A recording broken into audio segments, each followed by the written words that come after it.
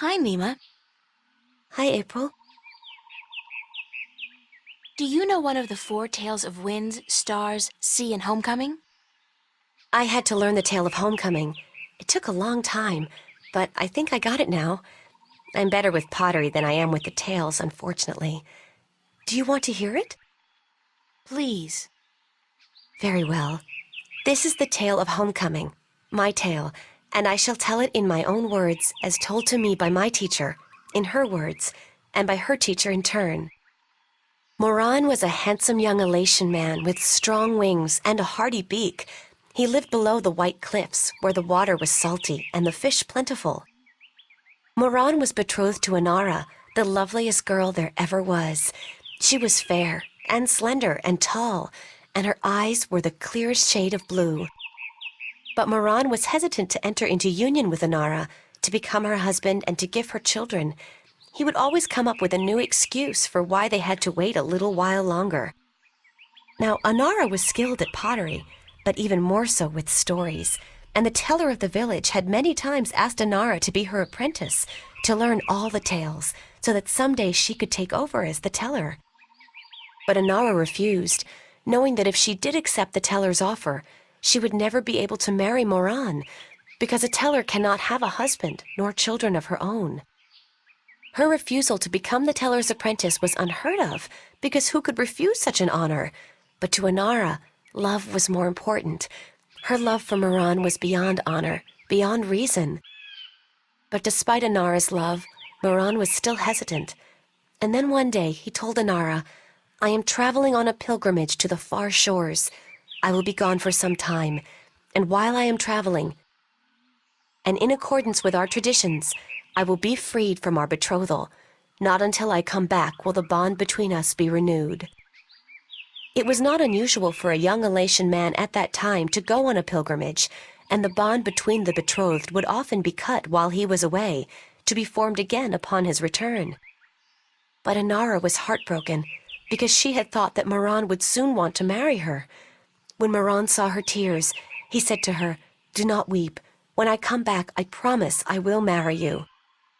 Just wait for me, and stay with your pots, to make the time pass quickly." And then Moran left on his pilgrimage to the far shores. Many years went by, and Moran had exciting adventures on the far shores.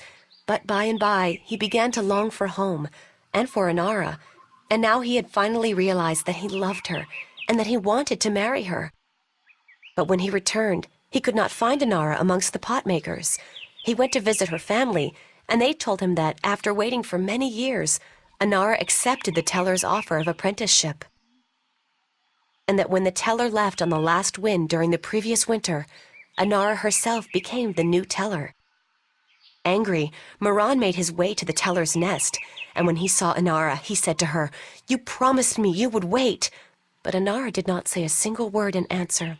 She just turned around and lifted something wrapped in leaves from the cot behind her and gave it to Moran. Moran unwrapped the package, and inside he found an old pot, cracked and broken in two. "What is this pot?" he asked. "And why did you not wait for me like I asked you to?"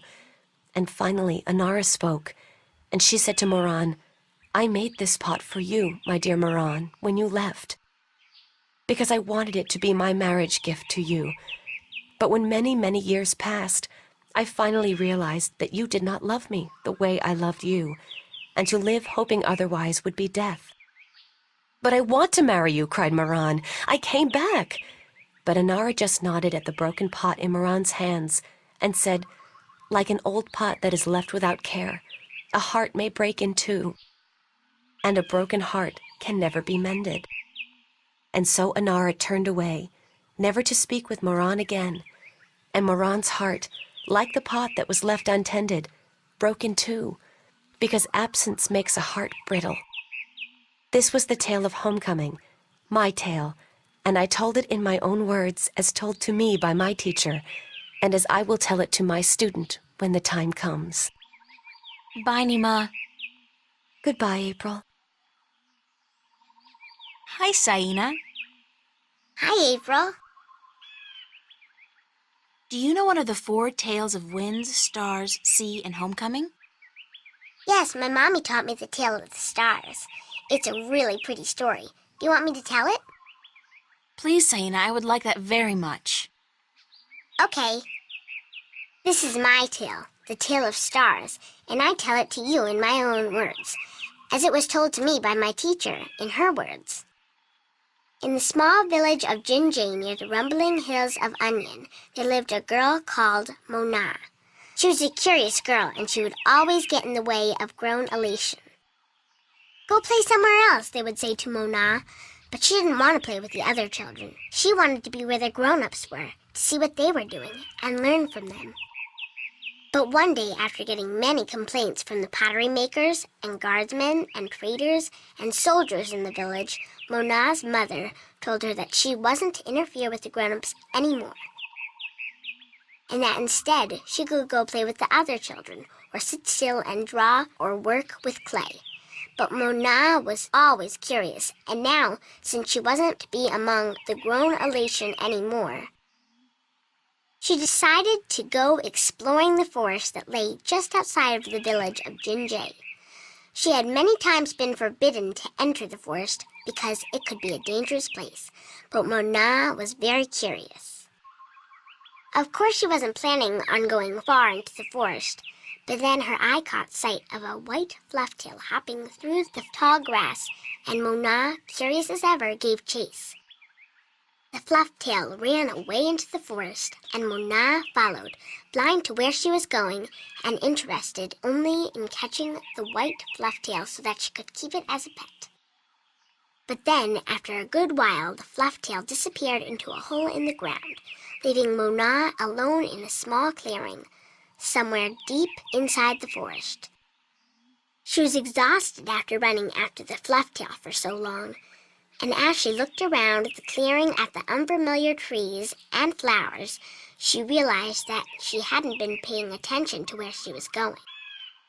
Not for the first time her curiosity had gotten the better of her, but this time it was serious. Mona was too young to fly, and she had very little sense of direction, and chasing the white flufftail had made her dizzy and tired. It was getting darker, and Mona was all alone in the deep, dangerous forest, too sleepy and too scared to be able to go anywhere. Mona curled up with her wings wrapped around her under the leaves of a tree and began crying. Soon it got really dark, and somewhere, not far away, wolves started howling at the moon. Mona was so scared she was petrified, but after a while her exhaustion got the better of her, and she fell asleep. She woke up when she heard a voice calling her from somewhere far above. Looking up at the starry sky, Mona saw a vision of the spirits of 5 tellers gazing down at her. "You have let your curiosity leave you astray," said one. "You are lost, and you deserve to be lost," said another. "Poor little girl," said a third. "We will help you home," said a fourth. "But remember this," said the 5th spirit. "We will lead you back to your village and to your mother only if you promise us one thing." "I promise," said Mona. "Whatever it is, I promise I will do it." "Very well," said the 1st spirit. "You will make the story of this night into your own tale, and you will call it the Tale of Stars." "It will be a tale to warn the curious to be careful," continued the 3rd spirit, "and to not let their curiosity get the better of them. And," said the 2nd spirit, "to remind the Alatien that the spirits of their tellers watch out for them when they most need it." And so the spirits of the 5 tellers guided Mona through the forest, and by dawn she was home.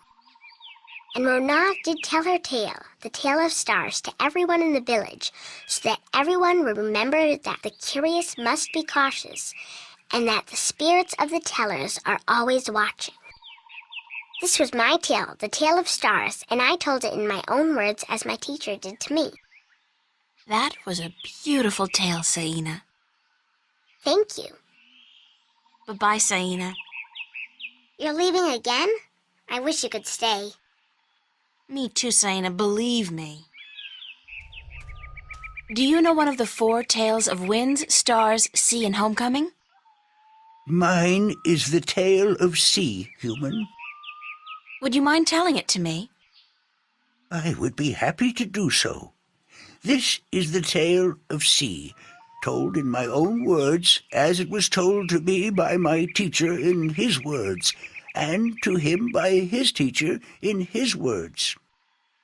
This was a very, very long time ago, when the Alatien were a strong people, and we could spend days riding the hot winds above the seas. We hunted fish then, and we were at war with the Merum, the wet-tails. Akalus was one of the strongest warriors there was. His claws were sharp and long, his beak pointy, and his teeth strong. Akalus was admired by everyone in his clan, and because of this he was cocky and arrogant.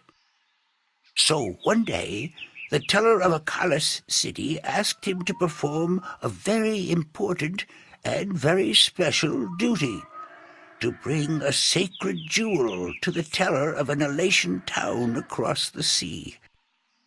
This particular jewel was very important because it signified a union between the two towns, and it would benefit the people of both that it was delivered safely and promptly. Akalus grinned and told the teller that he would deliver the jewel both quickly and safely, and that she was not to worry. But the teller did worry, because Akalus was young and too sure of himself. But she wanted to test him, and to teach him that sharp claws, a pointy beak, and strong teeth are not all a warrior needs, that a warrior must also be wise and careful. So Akalus set out across the sea on his flight. It was on the fourth day that he spotted something in the water that caught his attention, and forgetting his duty and following his curiosity, Akalus dived towards the water to investigate. When he came closer, he saw that there were Merum in the water, foolishly hunting close to the surface, and Akalus saw an opportunity to again prove his might as a great warrior to his people, and to capture the fins of a few wet-tails. But this time Akalus' arrogance got the better of him, because the Merum had set a trap. As he dived towards the Merum with his claws, a spear shot up from the water to hit him. Akalus struck the water and dropped the jewel he was carrying, and it was all he could do not to drown. Akalus was bleeding, and the Merum were grabbing onto his wings and his legs, but he fought bravely, and finally he managed to escape. But even though he now lived, he was dead inside, because the shame of losing the sacred jewel would always be with him. Akalus could not return to his village, because he had neglected his duty to his teller and to his people, and so he went away to a small island where he could be alone. To himself and his people, Akalus now became the lost one, he who had been on a sacred mission but had failed in his arrogance. A year passed, and one day Akalus met with human traders from a ship that came close to his island. From the traders, Akalus heard speak of a hideous creature that lived in the sea, the Octowo. The Octowo was said to have a third eye, like a jewel, and that this eye pulled hapless sailors into its deadly 8-armed grasp. Akalus knew immediately that the Octowo's third eye had to be the jewel that he lost in the sea a year ago, and he now saw the opportunity to redeem himself. But Alatien were not used to water, and the thought of submerging himself in the cold, harsh ocean chilled Akalus to his heart. But he was the lost one, and if in his death he could at the very least redeem himself, to his own heart then it would be worth it. So Acalus fashioned himself a spear, because in the water his claws and his beak would be too slow, and he flew out to where the Octowoe was last seen. And then Acalus dived into the sea. The dark water closed in on him, and his wings and legs went numb. But still Acalus kept pushing down until he saw the lair of the Octowoe. Spotting Acalus, the Octowoe attacked, and Acalus saw the monster's third eye, his sacred jewel, shining bright in the darkness, and his heart was filled with a sense of duty and courage that he had never felt before. But as he began fighting the eight-armed monster, Acalus realized that if he were to fight like he usually did, he would not stand a chance. He would have to think differently. And so Acalus tricked the Octowoe into following him through a tight chasm where the monster got stuck. And then he swam above it, and using his spear, tipped a rock on top of the Octowoe. Swimming back down again, the Octowoe was flailing helplessly. Now, almost out of air, Acalus took the sacred jewel from the Octowoe's head and swam back up. Finally, Acalus could deliver the sacred jewel to the town across the sea, and upon returning to his village, he went to the teller, bowed his head, and said, "Forgive me, teller, for in my arrogance I thought I could do everything. But I could not, and I became the lost one because of it." "You were lost," said the teller, "but you are no more. Because now you see the limits of your own strength, and you will know that a warrior must be careful and wise, in addition to being strong and fierce." This was the tale of C, and I told it in my own words, as told to me by my teacher. Do you know one of the four tales of winds, stars, sea, and homecoming? Mine is the tale of winds, Windbringer. Do you wish to hear it? Very much. Then I shall tell it. This is the tale of winds, my tale, and I pledge to tell it in my own words, as told in turn by my teacher.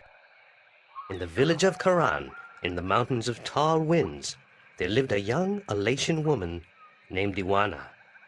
Iwana had one desire above all others, to soar higher and farther than anyone else. And even though her wings were no broader, nor her body sleeker than anyone else's, she pursued this foolish desire without rest.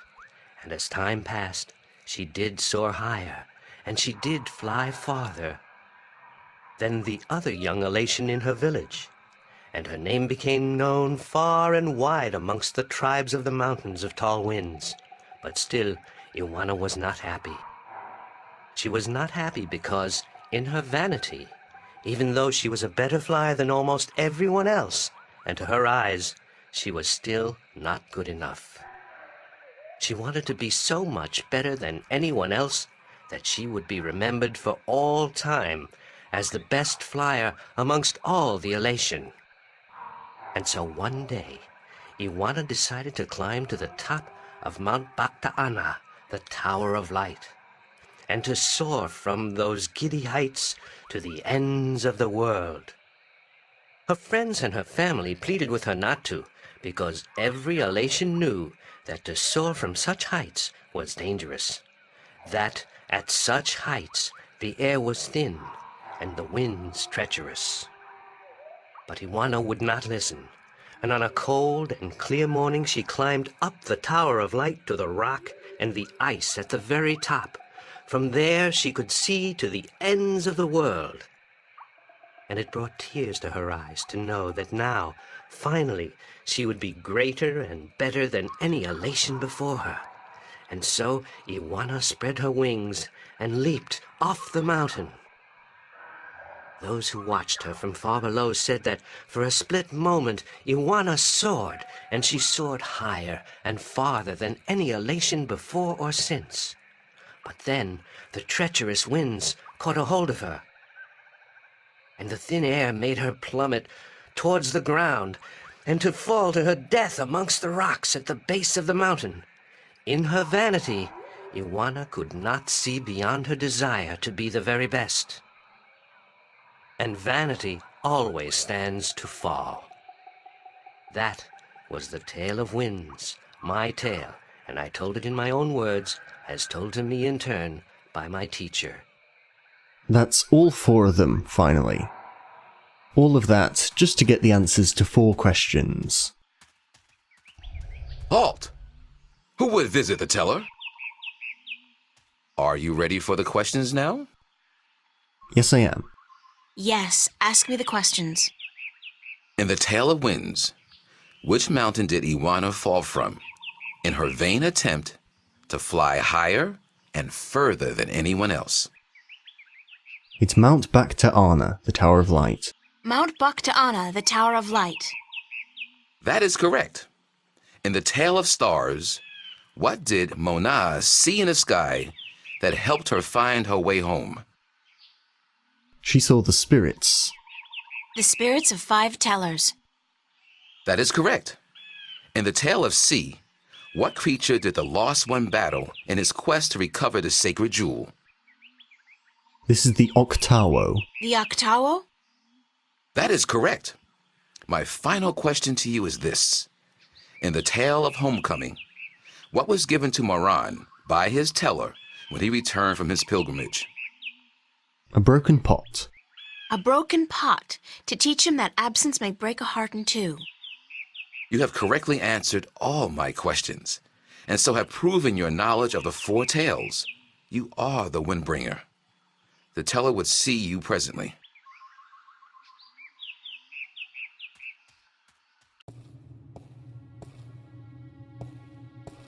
Come closer, human. Closer. I cannot see your face. Closer still. Come sit here by me.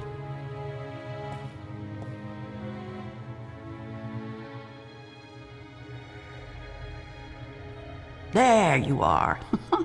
You see, my eyes are not what they used to be. Ages ago, I could spot a ladybug crawling up a straw of grass from 15 tree lengths up. Now, I have a hard time seeing my supper. But my ears, balance be praised, my ears, they are as good as ever. I could hear you outside, learning the tales my children tell. You are a good listener and a fast learner. They were interesting stories, and your people told them well. That is what we do. The Alatien are the keepers of the tales, and I am their teller, the one who must know all the tales told since the day we came to this world. How can you do that? How can you remember every story ever told? The secret is to tell them often and to tell them in your own words, not the words of your ancestors. Doesn't that mean that the stories change with every generation? Yes, as all tales must. Change is important. Otherwise, the tales will have no meaning to us.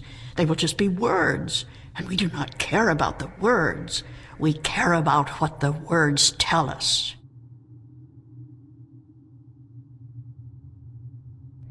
How long have your people been telling stories? Since the beginning, human. Since we came to this world a long, long time ago. You're not from Earth? From Arcadia? Not according to our tales. We came on a great wind before the divide, when the earth was one and humans had yet to learn of magic and science. But we were a different people then, and the tales we tell from that time are vague and incomplete. Like myths and legends, the younger Alatien pay little attention to these tales. Sometimes I worry they will be lost with me, these tales, and I am getting old, very old.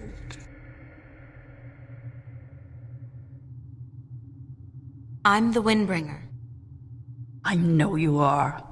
It's strange to me to hear those words spoken. I did not think they would be in my lifetime. But here you are, standing in front of me as real as the sky is blue. I'm sorry I have to ask, but what is it that the Windbringer is supposed to do for you? I did not expect you to walk in here and have all the answers, child. The balance has both blessed you and cursed you, and it has sent you here to do what it wills. The Windbringer is said to be the first sign of the great wind that will take us away from here. For a long time, the Alatien have lost the strength they used to have. Our bones have become weak, and our wings fragile. Where we used to be able to soar for days on strong winds, we are now using our legs to walk rather than fly. Why this is, we do not know. Tien. You know of the reason for this? I'm just guessing, but it makes sense. Go on. The tales also say that the Windbringer will unite us with our past and end the age-old strife. I know. You must make peace and be reunited with the Merim. You share a common ancestry. I have always thought we did. The tales were too similar, the signs clear. But my people, they will have a difficult time understanding why and how this can be. If you don't, both the Alatien and the Merim will die out. When war broke out between your people and you were forced to move up into the mountains, it compromised a precarious symbiosis. A substance called Tien was abundant where the Merim and the Alatien lived in close proximity. It brought fish and heat and light to both your people. But now, living up in the mountains, your way of life, your diet, your customs and habits, they've all changed, and that's probably the cause of your brittle bones and fragile wings. Then we must make peace with the Merim and restore the balance between us, so as to strengthen us both and prepare us for the journey that will surely come soon. When our sitting is over, I will speak to my people, and I will elect one representative from the Alatien to meet with the Merim in the place of your choosing to open a dialogue. I came to you to find answers to some important questions. Ask, and I will try my best to answer. Have you heard of an ancient god or dragon that lives beneath the sea? Once, long ago, when my people lived in harmony with the Merim, there were stories of an old god worshipped by the Merim who resided deep in the darkest depths of the ocean. According to legend, the old god had once brought the Merim into their realm, into the ocean, and he was now sleeping, resting before the journey back. Back where? To a great ocean amongst the stars. When the time came, he would gather the Merim and bring them home with him, back to their world, to their ocean. Strangely enough, we have a similar tale. It is said that the great wind that brought us here will someday return to bring us back to a place where we can soar forever on warm winds. Like heaven. In a way, perhaps, but without the need for any of us to die. The great wind will just sweep us up and carry us away. Every evening before I go to sleep, I recite this tale to myself. It is a comforting one. What do you know about the Dryac kin? The kin are numbered 4, or so our tales tell. 2 in this world, 2 in the other. The mirror world, the white and the blue, the red and the green. Do you know where they are? No, the tales never say. The kin are elusive. They keep to themselves. I have never seen one myself, and I doubt any of my kind has. The tales do say that our past and our future are tied to the fate of the kin, but how I would not pretend to know. This is one tale that has yet to be told. Do you know anything about the Guardian's realm? This is human business. Would you not know more than I? Your people are the keepers of the tales. You remember more than humankind has forgotten. Please, I need to hear what you know. That is very little. The Guardian's realm is home to the Guardian in his tower. No one is permitted within except the Guardian who was, the Guardian who is, and the Guardian who will be. And of course the Dryad kin, who were instrumental in its making. Have you ever heard of the existence of a hidden entrance to his realm? Oh, yes. Yes, I have heard tell of such a thing, though I would not know where it is. I gather that one of the kin may be able to tell you. Thank you. I don't have any more questions. I am glad I could help you with some answers. I guess it's time for you to talk to your people and for me to make arrangements with the Merim. Where do you wish for our meeting to take place, Windbringer? You want me to decide? Well, I know. Send your ambassador down to the ancient caves by the beach. Inside, there are remnants of an old Alatien settlement and a Merim city. It's a good place for your two people to meet, don't you think? Yes. And could you ask if they would bring their half of the stone? The stone? You have the other half? We have held on to it for centuries, knowing that someday it would be of use to the Windbringer. It will, trust me. Then we must make haste and arrangements. It is an important day, so let us not waste light. Go and wait for my ambassador in the caves.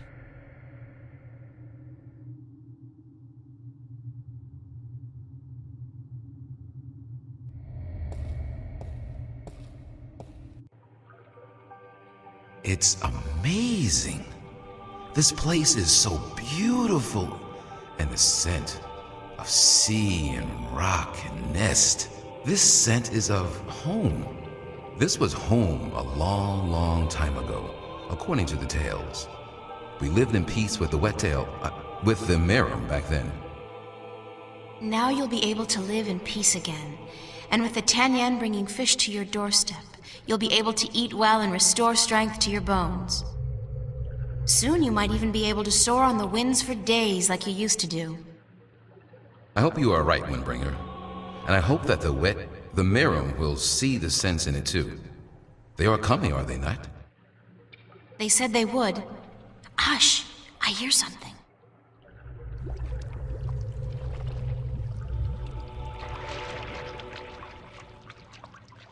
We are here, Water Stiller, as was promised. Good. Now, as representatives of your respective peoples, you, the Queen of a Merim city, and you, guard to the Alatien Teller, must fulfill the prophecy and join the two parts of the one stone. We hope that our peoples may be joined again, Alatien, and that we may live in peace and prosper. As do we, Merim. And we pledge to do all we can for this to happen.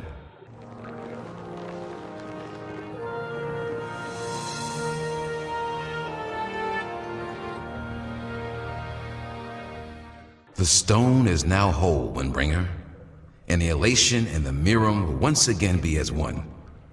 You may take it with you. Thank you. The both of you. Come now, April, and we will take you to our sleeping god. May his wisdom guide you and lead you down the right path.